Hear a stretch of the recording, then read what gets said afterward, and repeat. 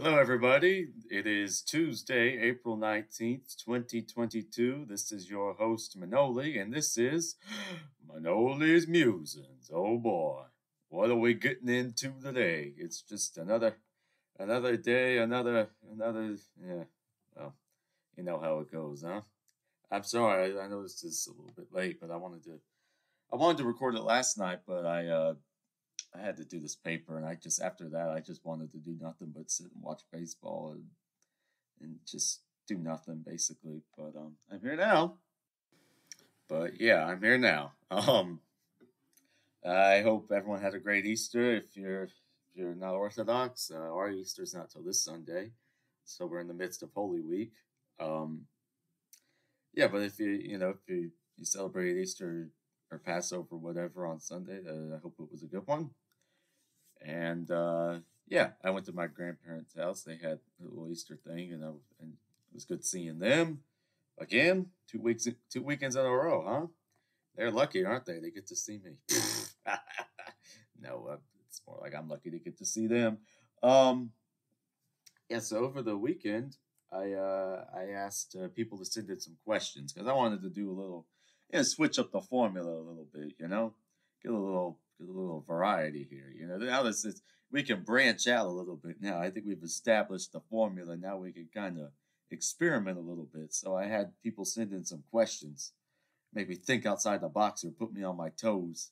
Um, so yeah, they sent in through Instagram and Facebook and Discord and all kinds of things. So yeah, I'm going to get into these, and it's interesting. Most of them are centered around either singing, which is natural, or alcohol, which wow, do I give y'all that impression? But yeah, I think I'll start with the ones from. I think I'll start with some of the Instagram ones. First up, Max. He sent in about 5 or 6 of them, and I can't very well answer most of these questions, but this was a family show. Okay, I got to keep it PG over here. Um, but for the ones I can answer, why are the Steelers undoubtedly the best NFL franchise? I think that's a biased question over there. I don't know. I don't have a dog in the whole NFL thing. I don't have a team, so if you say they're the best, I don't know. Maybe they are, but I don't think so. I really don't think so. But you know, they're definitely not the best right now. My gosh. Yeah, but I don't even know why are you a Steelers fan? You live in South Carolina. What the hell's going on here? What's going on? I know you've explained this to me, but explain it again because I can't be bothered to remember all the details of your personal life. Okay, Max? You know? No, I like Max. He's a good fella. He's a good fella. And his other question, I think what you were doing with this one, you were trying to stir me up. You're trying to get me going. What is your opinion on the Dodgers pulling Kershaw through 7 perfect innings? And you know how I feel about this, you little son of a. You. It's just, you want to get me worked up about it. And, I think you're going to succeed because the more I think about this, the angrier I get. It's just, I'm still not over it. I'm not over it. They should have let him pitch the last 2 innings. I don't understand. It's just, we'll never know what might have happened. We'll never know. And isn't that frustrating? It's like, I don't know. It's like the end of a movie and it just stops. It's unbelievable. You know, this age of baseball, I don't know what's happening. I don't understand it. I just don't understand it. And you know what you're doing with that question. You, um, okay, moving on. Uh, Nathaniel asked me, why? That is the question. Why? Well, Nathaniel, that's a question I ask myself every day. Sometimes I just see things, I see the way people act, and I just say to myself, why? Why? Why? Why? That's a good question. I can't answer that question. That's one of those existential things that you just can't, you kind of have to live with. Yeah, but it goes to my head every day. It's just, yeah, why? Why am I doing this? Why am I doing this podcast? That's a good question. That's a real good question. Yeah, so thank you for that. Thank you for making me question everything. Make me question my life over here. Why? Um, okay. Moving on.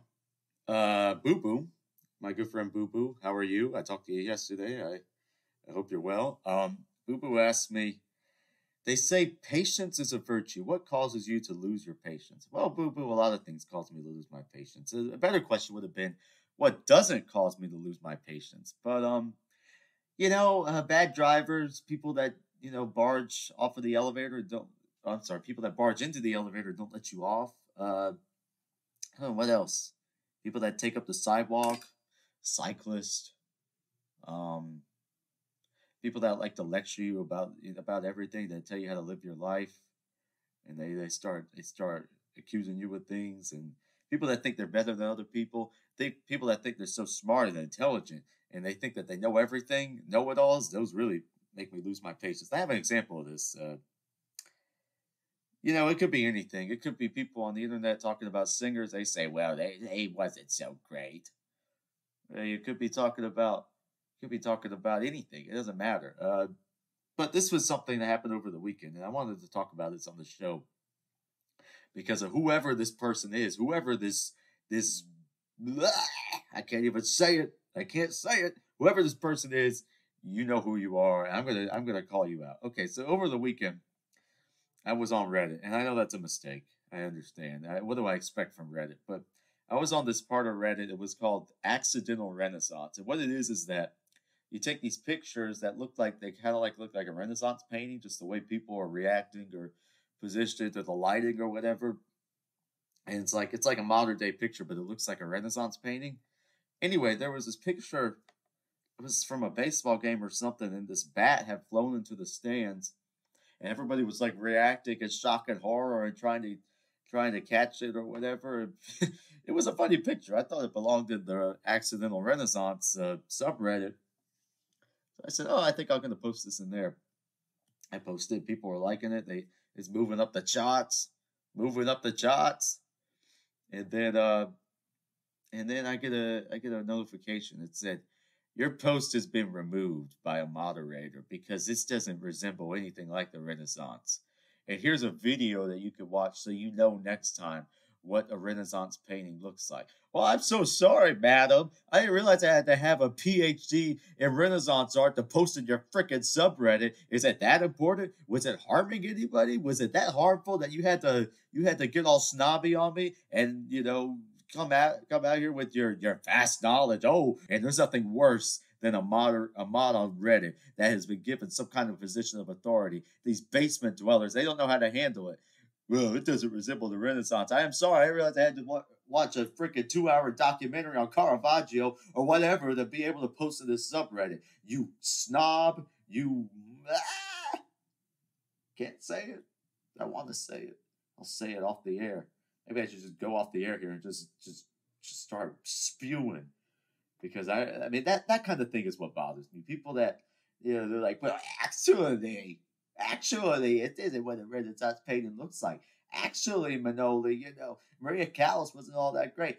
Actually, Manoli, the Dodgers suck. Actually, Manoli, Greece is not the most beautiful country in the world. I don't want to hear it, okay? I got my own opinions, people, and they're my own, and I'm gonna have them, and nobody's gonna change my mind about anything. When you actually people, actually this, actually that. When you people come out here with that, that's always what they start with. Actually, no.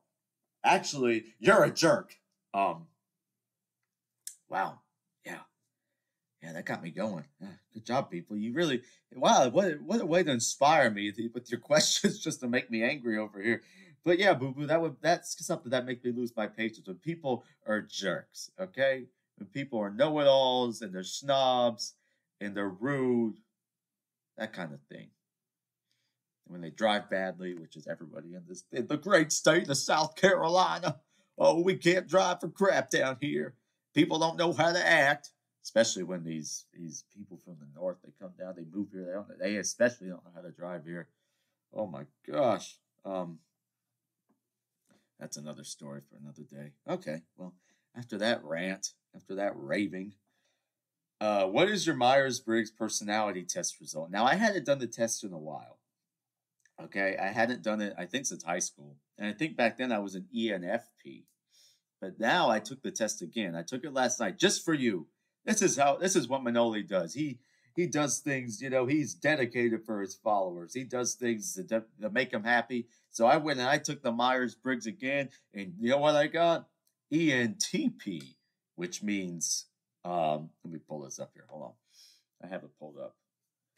ENTP is nicknamed the debater. Ooh, the debater. Yeah, I like to debate, all right. I like to give people a piece of my mind is what I like to do. Um But yeah, the ENTP, it said that means extroverted, intuitive thinking, and prospecting, which is interesting. I don't know what prospecting means. But it said I was 95% extroverted, which I think is very true. My energy is 61% intuitive as opposed to observant. I don't really know the difference there. I think I'm pretty observant, but I don't know. I don't know what that means. Nature. This trait determines how we make decisions and cope with emotions. Thinking rather than feeling? That's interesting. I wasn't really thinking that kind of explosion I just had on that moderator on that subreddit, that jerk. um, and then my tactics. Oh, this trait reflects our approach to work, planning, and decision making, which is prospecting. Oh, interesting. And then it said I'm an ENTP-T, which means I'm turbulent. Yeah, that sounds about right. But yeah, so that was my result. I don't really know what all it means. I'm looking at the website here. Uh, a debater. They tend to be bold and creative, deconstructing and rebuilding ideas with great mental agility. Ho, ho, ho. They pursue their goals vigorously despite any resistance they might encounter. Well, I think that describes me. Look how complimentary that was. They don't tell you the bad part about being like that. Quick-witted and audacious. Oh yeah, I have some audacity over here. The audacity to do this podcast. Debaters aren't afraid to disagree with the status quo. No, I hate the status quo. In fact, they're not afraid to disagree with pretty much anything or anyone. Oh, few things light up people with this personality type more than a bit of verbal sparring. And if the conversation veers into controversial terrain, so much the better.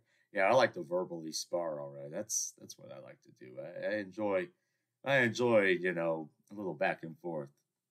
In a friendly way, in a gentlemanly fashion, where I have these debates and these ideas. Yes, agree. It would be a mistake, though, to think of debaters as disagreeable or mean spirited. I'm the most nice spirited person in the world. Instead, people with this personality type are knowledgeable and curious, with a playful sense of humor. Oh, really? They can be incredibly entertaining, if you do say so myself. They simply have an offbeat, contrarian idea of fun. No, I'm very contrarian. One that involves a healthy dose of spirited debate. Oh, that's very nice. That's very nice. Yes, yes, thank you. Hold on, let me see. Some debaters you may know: Mark Twain, Tom Hanks, Thomas Edison. Wow, what good company! Captain Jack Sparrow, Tyrion Lannister. All right, okay, the Joker. Interesting, interesting. Um, yeah, there you go. Uh, yeah, so I'm going to leave it at that. I don't want to read the weaknesses, so I'm going to leave it at that. Actually, I think I will read the weaknesses. Okay, let's see. Debater's strengths: knowledgeable, quick thinkers, original, excellent brainstormers, charismatic, oh, energetic. Yeah, too, maybe sometimes. Debater weaknesses: very argumentative. Well, I don't know what you're talking about, Myers Briggs. I'm not argumentative at all. Insensitive. Oh, am I insensitive? Oh, did I hurt your feelings, Myers Briggs? Oh my gosh, I'm so insensitive. I don't think it's insensitive. I think it's sensitive. I think it's sensitive. Intolerant. How dare you? How dare you say I'm intolerant? I'm intolerant of a bunch of idiots is what I'm intolerant of. A bunch of jerks, but anyway. Moving on, Manoli. Can find it difficult to focus. What was I talking about? Yeah, that's true. I'm a procrastinator, baby. Dislike practical matters. I don't know what that means. When it comes to details and day to day execution where creative flair isn't just unnecessary, but actually counterproductive, debater personalities lose interest, often with the consequence of their plans never seeing the light of day. Oh, my plans never seeing the light of day. Well, this podcast may have taken years to get off the ground, but it's here, baby. Myers Briggs, I liked you, but now I'm starting to get annoyed with you. Let me go back to those strengths. Insensitive. Oh, I'm sorry. I'm sorry I hurt your feelings. Oh. Moving on. Let's see. What was your other question? What do you think of Callas? Well, I mean, what is there to say about Maria Callas? I mean, in my opinion, definitely my favorite singer on record. I think she's the best singer on record. I don't think anybody can match just the range and the depth and the humanity and the pathos that she brings to opera.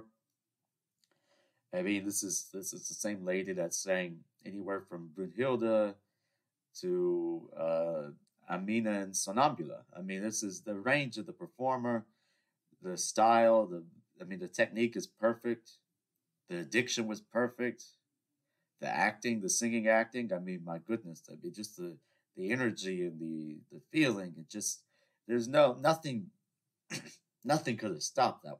Nothing could have stopped her, especially in the operas of Bellini and Verdi and Donizetti and Rossini. I mean, it's not even close. I don't think it's close. I really don't. I wish all her recordings had been. I wish all her roles had been recorded. I really would have liked to have heard of Brunhilde. Um, yeah, but yeah, I mean, what can you say about Maria Callas? It's words fail. Honestly, yeah, once in a century. That's for sure.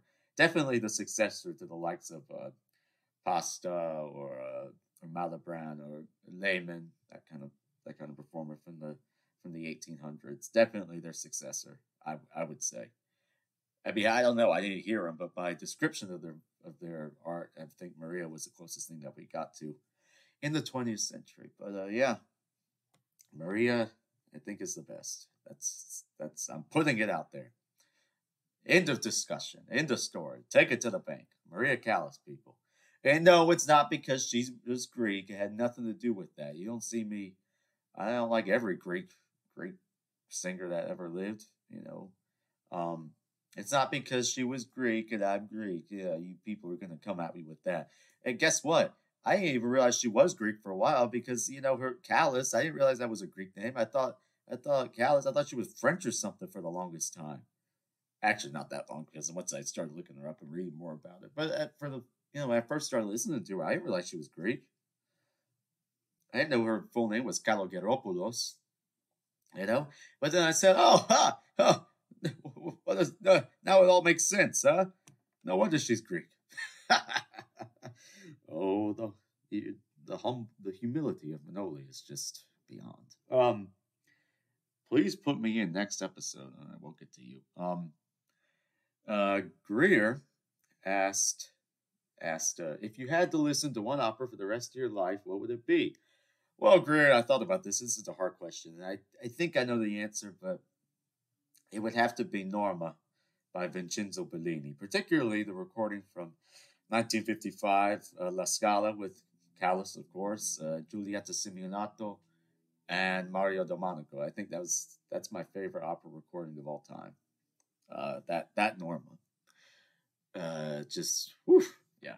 Honorable mention for opera I had to listen to for the rest of my life. I would say Monteverdi's Orfeo. I would say Mozart's Don Giovanni. I would say Strauss's Electra. Agamemnon, Agamemnon. Yeah, I would miss Electra. Um, Verdi's Rigoletto. Yeah. Carmen, Bizet, Tosca Puccini. Yeah, all those operas. I love them. Definitely my favorites. But overall, I would think I have to say Norma, just because I don't know something about that work. It just speaks to me, and I think it has a good mixture of just the beauty versus the drama, and the writing for the title role is just so interesting. It's a heck of an opera. Kyle, just roast me and then say one nice thing. Well, Kyle, you know I was trying to think of a roast for you, but there's just not much to say, unfortunately. You got to bring something to the table for me to roast you, okay? No, Kyle, you're a great guy. I'm glad you listened to the podcast. And thank you for listening. I didn't realize you were listening until you messaged me, and that means a lot to me. Uh, he's a good guy, people. We went to high school together. We he was a good fella. He was a friend of mine. I would have my shindigs. He was always there, always a fixture.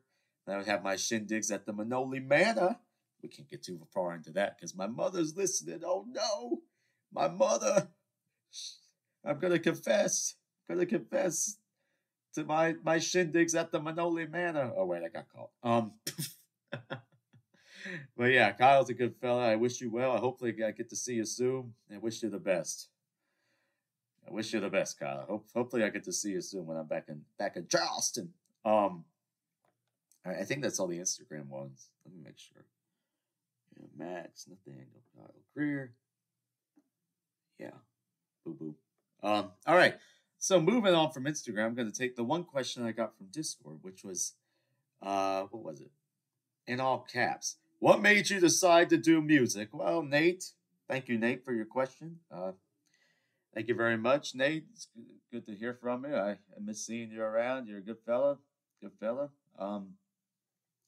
What made you decide to do music? Well, Nate, I always thought I had something of a voice. Not to sound arrogant. It's just I thought I had something, but I didn't really sing at all until about middle school. About eighth grade really is when I started because I kind of got into music. I don't know. My mother asked me if I wanted to do piano lessons, and that's how I started. I played before I sang, so I took piano for a year, starting in seventh grade. I then I said I thought I want to audition for the school musical, so I started taking lessons in eighth grade with my piano teacher. She was also a voice teacher, and her daughter, Christina Cohn, she has a very successful indie band right now. So look her up. Yeah. So Mrs. Cohn, thank you very much. Voice teacher, piano teacher. That's how I started. Now, I initially didn't start off with strictly opera. I mean, she was training me classically, but it was more, in the art song, that kind of thing, some musical stuff. Yeah, but I started singing in eighth grade. I auditioned for the school musical, and the director, Mr. Babb says, "Well, why don't you inquire?" I'm like, "I don't know. I never thought about it." Um, yeah, so I started singing in choir, and then I did that musical. It was a review, and I sang. I was in a trio. It was Easy Street from Annie. I'll never forget him. I had a little voice crack at the end of the song, but that's okay. Overall, it was all right. It was a good stage debut, as it were.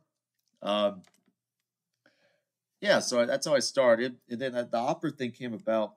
I guess it was all around the same time. So I was 13 when I went to my first opera, which was a double bill of a Giordano opera called Mese Mariano, and then Puccini's first opera called Le Ville, which really moved me. I was like, oh man, this is not what I expected at all. Opera, you get the image of the the Viking and the Viking lady singing for 4 hours, on and just standing there, boring. But Puccini's drama, his energy was it really captured my interest, and I'm like, oh man. So I just started learning more and more about it, and over the summer between eighth and ninth grade, I started, watching more opera, listening to more opera. And I said, well, I want to try singing. So the next fall, I went back to my lessons. I said, Miss Cohn, I want to try some arias. And so the first aria I learned was Non più trai from Mozart's The Nozze di Figaro. And that was, like, what was I, 14? 13, 14? Yeah, I was like 14. No, I don't know. I don't know how old I was, but that was the first aria I learned and first aria I sang in public. And yeah, went from there. And here I am, 10 years later, still singing. But, it's a good hobby. I enjoy it. It keeps me out of trouble.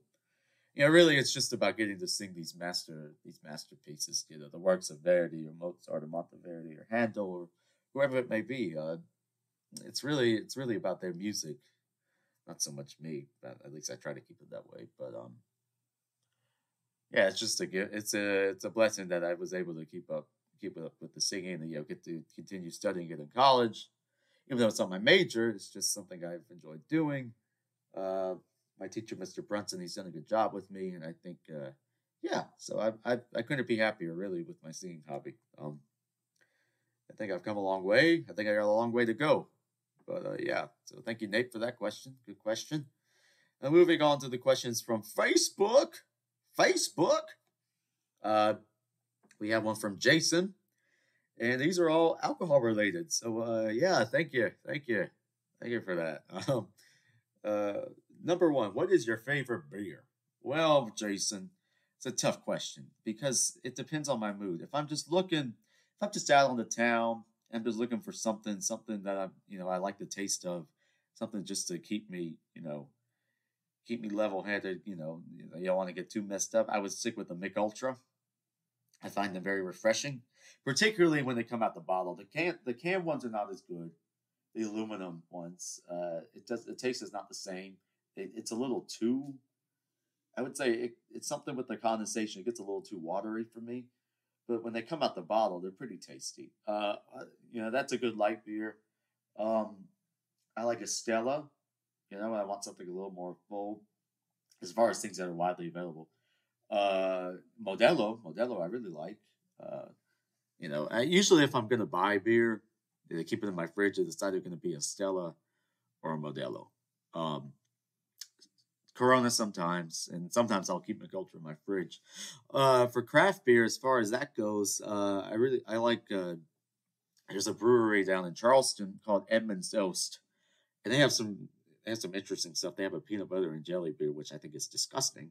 But they also have a lovely, lovely blonde ale, a blonde ale called Something Cold, and it is like drinking sunshine and rainbows and ambrosia and honey. It is so good. The most refreshing beer I've ever had. This beautiful taste, light, crisp, airy, really nice product they got there. Yeah, so Edmund's Oast, give them a little shout out. Yeah, other craft beer I like. It just depends, but Edmund's Oast, the Something Cold, that would be my favorite craft beer. Uh, but otherwise, yeah, I would say Stella, Corona, Modelo, Mick Ultra, that kind of thing. I kind of keep it in that range. Sometimes a Miller Lite. It just depends, really. Yeah, so that's a good question. Oh, and in Greece, you got to get mythos. That's the Greek beer, and fix too. Um, what's the other one? Alpha. We used to sell Alpha in our restaurant. And question number two from Jason is Merlot overrated? Well, Jason, I think Merlot is for people that don't like wine. It has no flavor at all. It's just flat, boring, bland, and disgusting. It's like drinking. There's no taste. It's like drinking unsweet tea. It's like drinking steel. I don't know how to describe it. Merlot for me, it's like wine that for people that don't like wine. I like much more a nice Cabernet or a Pinot Noir, that kind of thing. That's what I like to stick with as far as red goes. I mean, Merlot is like just the most boring, bland, basic nonsense. Merlot. Never a fan of Merlot. If it's the only wine around, I'll drink it, but I don't like it. And it's like drinking a sponge. I don't understand it. I don't know how people like it. It really, really beyond the pale as far as I'm concerned. I don't think Merlot is wine. I think it's some other thing that's posing as wine. Because I enjoy wine. I do. I really do. I don't drink it as much now because I'm in college, and it's just the social setting is not really conducive to that. But yeah, Merlot, no. How about that? And then last alcohol question. Oh, no, actually not the last alcohol question because we got one more here. The last one from Jason is do you drink vodka straight or with a mixer? Well, Jason, it depends. It depends. It depends on the vodka, actually. I would much prefer to drink it straight with ice. With ice. A Tito's. If I'm drinking vodka, I would prefer it to be a Tito's. That's my favorite. That's my go-to for vodka. That's what I have at home. Uh, And at home, I'll just pour Tito's. I have those big. I like out over a big rock. Not the cube, not like little ice because I think it melts too fast. But the big rock that melts slowly. That's what I like. That's what I like to have my vodka with. It keeps it cold, keeps it refreshing. It doesn't water it down too much. So yeah, and at home, since I'm such a cool guy, I'm not a nerd at all. I have my big ice cubes are shaped like the Death Star from Star Wars. So you put one of those in a glass, and you pour some Tito's over it, and it'll last you. It's a good thing. So yeah, but when I need a little bit of refresher, it's a summer day. I'm having some dinner. I'll go straight with the Tito's. Maybe a lime, some lime, a little garnish. Um, yeah, so Tito's and lime. If I'm out on the town, uh, usually the vodka that they give you is a little questionable to say the least. You could pay for Tito's, but when you're out with a bunch of college people, you're drinking more, so you don't want to spend too much money. So I'll usually do a Moscow Mule, which is kind of like the happy medium, which is vodka. I mean, I'm sure you've had one. That's vodka, ginger beer, lime juice. Rather refreshing. It does the job well. You still get some of the vodka flavor in there, but I like a Moscow Mule. I'm not a huge mixed drink guy, to be honest with you, but if I'm going to get one, it'll either be that or an espresso martini. That's about the extent of my mixed drinks. Occasionally an old fashioned, like when they smoke it, or a Manhattan, but usually a Moscow Mule. So yeah, thank you for your questions, Jason. Very good.